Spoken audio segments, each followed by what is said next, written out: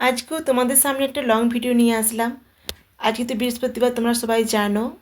কালকে যে রেসিপিগুলো রান্না করেছি সেইগুলো তোমাদের সামনে আর কি শেয়ার করব। তোমরা কিন্তু অবশ্যই জানাবে কেমন কি হয়েছে। চলো দেখতে থাকো। দেখো, প্রথমেই সব সবজি কাটাকুটি করে রেখে দিয়েছিলাম। দেখতেই পাচ্ছ, করেছিলাম ফ্রায়েড রাইস আর মাংস কষা। দেখো, প্রথমে ফ্রায়েড রাইসের জন্য চালটা ফুটিয়ে নিয়েছিলাম। এই তো ফুটানো নেওয়ার পর তেল গরম হতেই দিয়ে দিয়েছিলাম ঘি। তারপর গরম হতে দিয়ে দিয়েছিলাম গাজর। গাজরটা কিছুক্ষণ ভাজা হয়ে গেছিলো। গাজর ভাজা হওয়ার পর ক্যাপসিকাম দিয়ে দিয়েছিলাম। আমার সবুজ ক্যাপসিকামটাই ছিল। ক্যাপসিকামটা ভালো করে ভাজা করে নিয়েছিলাম। ভাজা হয়ে যাওয়ার পরে দিয়ে দিলাম কাজু আর কিশমিশ।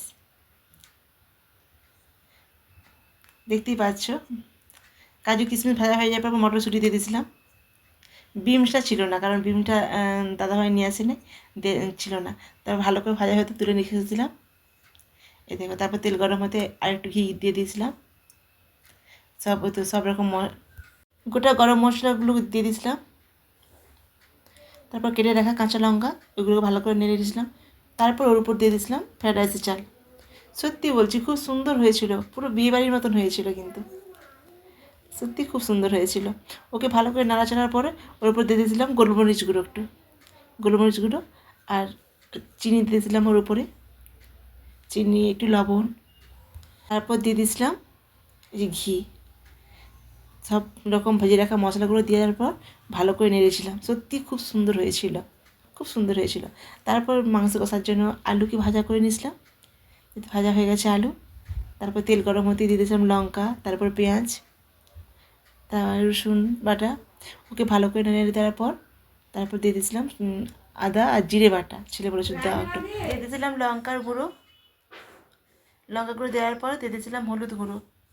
হলুদ গুঁড়ো দেওয়ার পরে ওকে ভালো করে নাড়ছিলাম। তারপর যখন কষানো হয়ে গেছে তারপর উপর দিয়ে দিয়েছিলাম টমেটো। টমেটোটা ভালো করে কষতে হবে। দেখো, কষা হয়ে গেছে। তারপর দিয়ে দিয়েছিলাম মাংসটা ভালো করে কষতে হবে। মাংস যখন কষতে কষতে তেল বেরিয়ে যাবে না, দেখো দেখতেই সুন্দর লাগে। দেখো, গোটা পেঁয়াজটা তোমরা লক্ষ্য করেছো, এই গোটা পেঁয়াজটা আমার খুব পছন্দ। আমি যখনই মাংস হয় তখনই গোটা পেঁয়াজটা দিই। যাই কষানো হয়ে তেল বেরিয়ে গেছে, তখন দিয়ে দিয়েছিলাম আলুটা দেওয়ার পর কিছুক্ষণ কষতে হবে। কিছুক্ষণ কষার পর যখন তেল ছেড়ে দিয়েছিলো, তারপর ওপর দিয়ে দিয়েছিলাম জল। ভিডিওটা কেমন হয়েছে তোমরা কিন্তু অবশ্যই জানাবে। খারাপ হলেও জানাবে, ভালো হলেও জানাবে। তা রান্না করতে করতে ছেলের সাথে একটু লাগছিলাম। ছেলে কী একটা বলেছিল ওইখানটায়। দেখো, আমাদের রেডি হয়ে গেছে মাংস কষা আর এদিকে ফ্রায়েড রাইস।